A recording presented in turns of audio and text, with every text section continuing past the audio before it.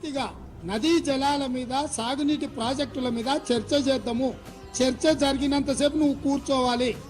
నువ్వు మాట్లాడినంతసేపు ఎంతసేపు అయినా మాట్లాడు, నువ్వు నీకు అనుమతిస్తాము, నిన్ను అభ్యంతర పెట్టము.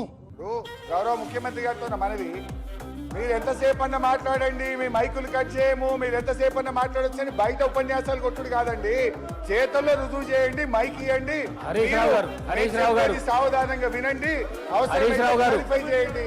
మైక్ ఎందుకండి, గొంతెందుకు వస్తున్నారండి? మీరు 6 సభ్యులు 5 సభ్యులు ఉన్న గంటన్నర సేపు భట్టి గారికి శ్రీధర్ బాబు గారికి మేము గవర్నర్ ప్రసంగం మీద గంటన్నర ఇచ్చాం, ఇద్దరికి క్లారిఫికేషన్లు ఇచ్చాం. మా గొంతెందుకు నొక్కుతున్నారు? మీరు తప్పే చేయలేదు. గుమ్మడికాయ దొంగ అంటే భుజాలు కొడుకున్నట్టు ఎందుకు మా గొంతు కట్ చేస్తున్నారు? గొంతెందుకు నొక్కుతున్నారు? సొంత మనుషులను కూడా నమ్మకుండా వాళ్ళని అనుమానించినట్టు, వాళ్ళను అవమానించినట్టు, వాళ్ళని ప్రశ్నించినట్టు, నిలదీసినట్టు పత్రికలలో వార్తలు వస్తున్నాయి అధ్యక్ష. పాపం వాళ్ళు పత్రికా సమావేశాన్ని పెట్టుకొని వివరణ ఇచ్చుకునే పరిస్థితి వచ్చింది అధ్యక్ష. గౌరవనీయులు ముఖ్యమంత్రి గారు, నన్నెవరైనా ఎమ్మెల్యేలు గెలవడానికి వస్తే మీ పార్టీ నాయకత్వానికి నమ్మకం లేదు, వాళ్ళతోని మీరు ప్రెస్ మీట్లు పెట్టించారన్నారు. నమ్మకం లేని మా నాయకత్వానికి కాదు అధ్యక్ష, మీ అధిష్టానానికి నమ్మకం లేదు. మీరు ప్రధానమంత్రి గారిని కలవడానికి వెళ్తే మీ వెంట ఉప ముఖ్యమంత్రి గారు పంపించిన చరిత్ర మీ పార్టీది. అదొక్కసారి మీరు గుర్తుపెట్టుకుంటే మంచిది. ఇంకొక నటుడేమో 100 రూపాయలు పెట్టి పెట్రోల్ కొనుక్కుంటాడు, కానీ 10 పైసలు పెట్టి అగ్గిపెట్ట కొనుక్కోడు, అగ్గిపుల్ల దొరకదు.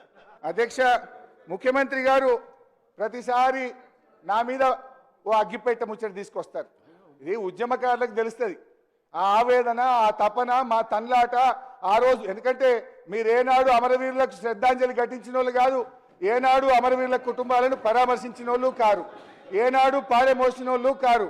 ఉద్యమకారుల మీద తుపాకులు పట్టుకొని పోయిన మీకు అమరవీరుల గురించో తెలంగాణ పోరాటం గురించో మీకు తెలుస్తుందని నేను అనుకోను. ఏదేమనంటే ఓ అరిగిపోయిన గ్రామ్ఫోన్ రికార్డ్ లాగా ఈ అగ్గిపెట్ట ముచ్చేట మాట్లాడు బంద్ చేయండి. అది మా ఉద్యమ స్ఫూర్తి. మేము ఆ రోజుల్లో పోరాటంలో మా ప్రయత్నాన్ని మీరు అట్లా కించపరిచో తగ్గించో రాజకీయంగా విమర్శ చేస్తామనుకుంటే అది మీ విజ్ఞతకే వదిలేస్తున్నాం.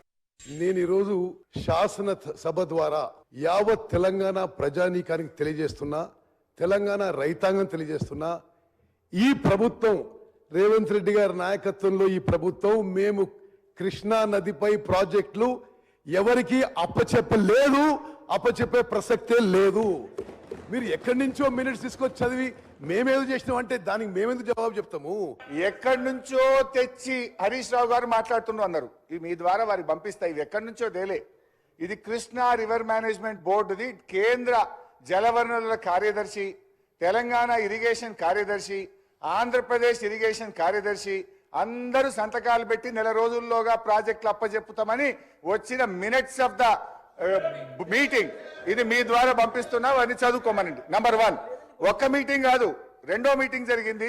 2వ మీటింగ్ లో కూడా అధ్యక్ష, మొదటి మీటింగ్ లోనే కాదు, 2వ మీటింగ్ లో paragraph 3 page number 2, when all the outlets are handed over to KRMB, these will be under the control of KRMB and will be manned by the staff from both the states in equal proportion.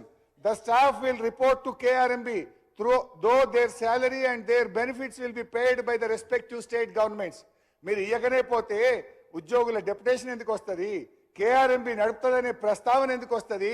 ఇప్పుడు ఏంటంటే basic గా మీరు ఇచ్చిండ్రు, ఒప్పుకున్నారు. ఇప్పుడు ఏంటంటే కుడిదిల వడ్డలకి లెక్క గిలగిల కొట్టుకుంటున్నారు. తప్పైంది, ఏదో తెలిసో తెలియక ఇచ్చినాము, మేము ఆ నిర్ణయాన్ని వెనక్కి తీసుకుంటున్నామని స్పష్టంగా చెప్పండి. మేము దానికి మీకు సహకరించడానికి సిద్ధంగా ఉన్నాం.